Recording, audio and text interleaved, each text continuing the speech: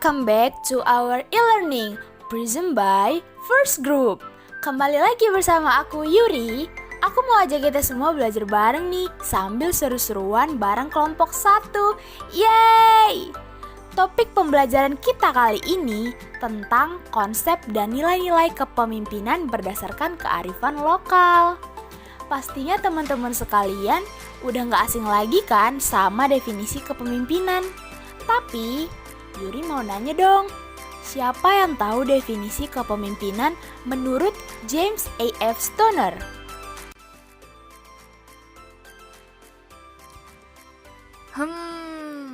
Itu mah gampang. Menurut beliau, kepemimpinan itu merupakan sebuah proses dalam mengarahkan atau mempengaruhi kegiatan terkait sebuah organisasi atau kelompok demi mencapai tujuan tertentu.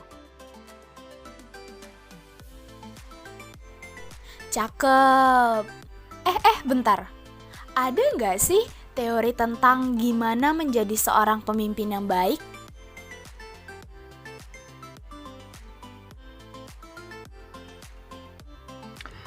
Ada dong.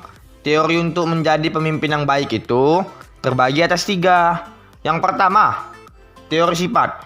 Teori ini bertolak dari dasar pemikiran bahwa keberhasilan seorang pemimpin ditentukan oleh sifat-sifat, perangai, atau ciri-ciri yang dimiliki pemimpin itu.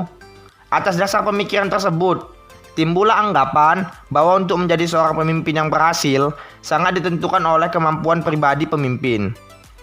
Dan kemampuan pribadi yang dimaksud adalah kualitas seseorang dengan berbagai sifat, perangai, atau ciri-ciri di dalamnya.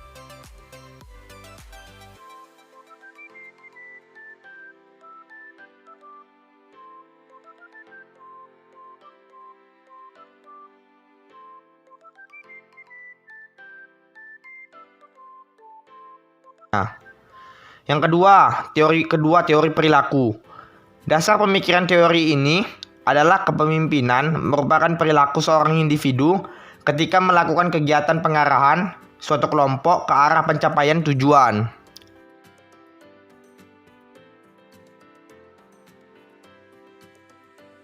Yang ketiga yaitu teori situasional. Keberhasilan seorang pemimpin menurut teori situasional ditentukan oleh ciri kepemimpinan dengan perilaku tertentu yang disesuaikan dengan tuntutan situasi kepemimpinan dan situasi organisasional yang dihadapi dengan memperhitungkan faktor waktu dan ruang.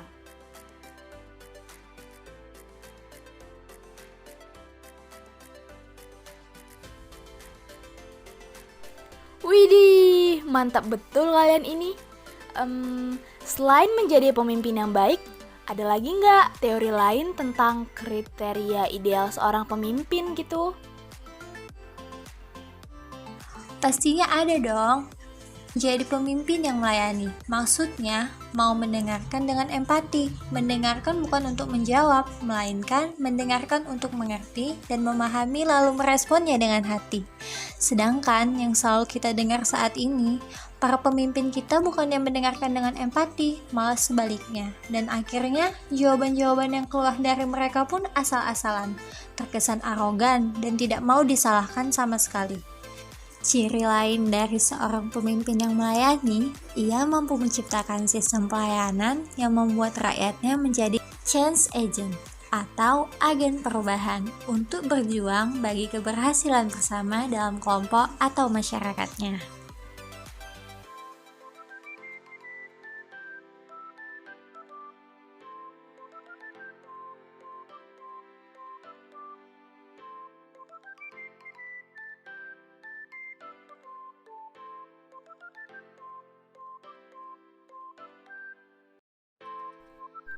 Wah gitu, bicara soal idealisme pemimpin nih, gimana sih menjadi seorang pemimpin sejati? Ada yang bisa jelasin? Hai teman-teman, aku bakal jelasin nih buat kita semua tentang menjadi pemimpin yang sejati.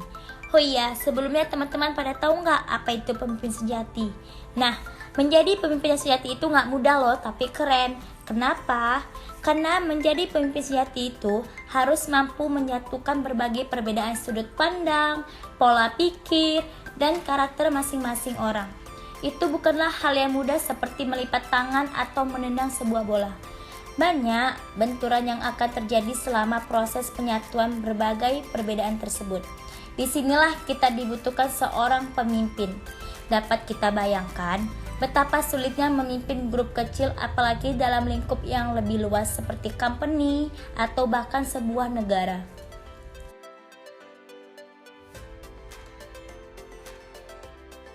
Abad 21 ini diwarnai dengan banyaknya sistem dan kompleksitas dalam setiap bidang kehidupan.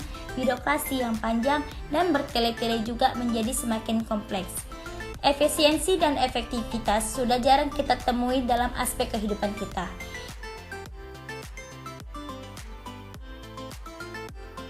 Di abad ini, kita semua membutuhkan sosok pemimpin yang mampu menciptakan tidak hanya kuantitas, tetapi juga kualitas yang dapat memberikan nilai tambah yang lebih dalam aspek kehidupan umat manusia. Hal ini menjadi wacana yang tak pernah habis untuk dibicarakan. Sosok pemimpin, bagaimana yang menjadi idaman dan bagaimana kriteria pemimpin yang ideal?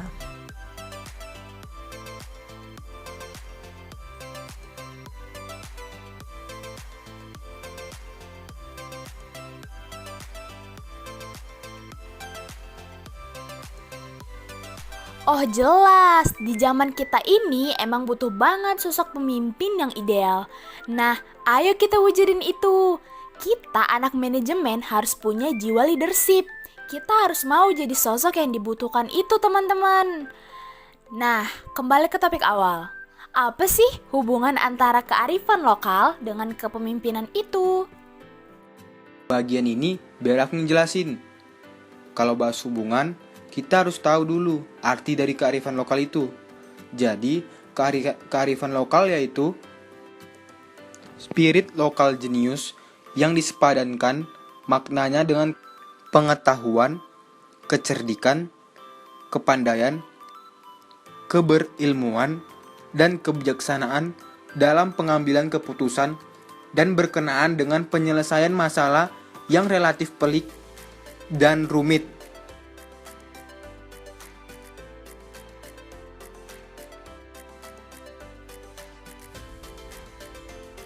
Dalam suatu lokal atau daerah, tentunya selalu diharapkan kehidupan yang selaras, serasi, dan seimbang, atau bisa disebut dengan harmonis. Kehidupan yang penuh kedamaian dan sukacita, kehidupan yang dipimpin oleh pimpinan yang dihormati bawahannya, kehidupan yang teratur dan terarah yang dipimpin oleh pimpinan yang mampu menciptakan suasana kondusif. Kehidupan manusia tidak lepas dari masalah. Serangkaian masalah tidaklah boleh didiamkan. Setiap masalah yang muncul haruslah diselesaikan. Dengan memiliki jiwa kepemimpinan, seorang akan mampu menanggulangi setiap masalah yang muncul. Manusia dibesarkan masalah dalam kehidupan lokal masyarakat. Setiap masalah yang muncul dapat ditanggulangi dengan kearifan lokal masyarakat setempat.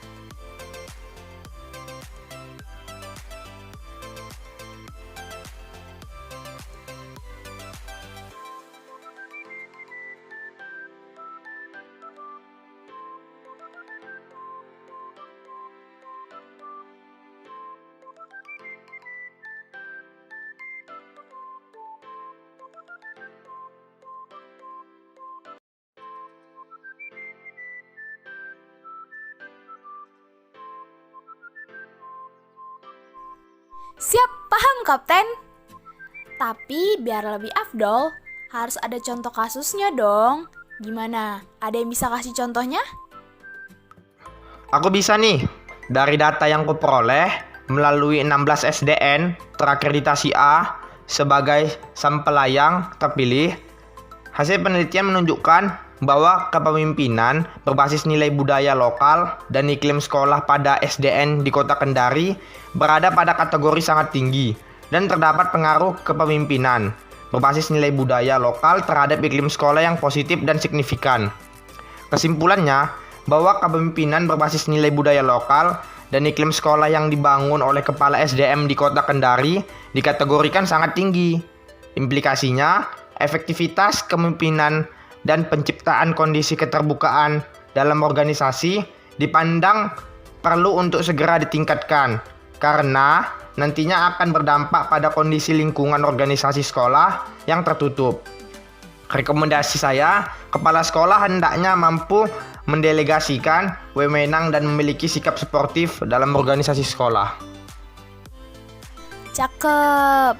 Dari yang aku simak nih, keberhasilan seseorang dalam memimpin itu ditentukan oleh ciri kepemimpinan dengan perilaku tertentu yang disesuaikan dengan tuntutan situasi kepemimpinan dan situasi organisasi yang dihadapi dengan memperhitungkan faktor ruang dan waktu.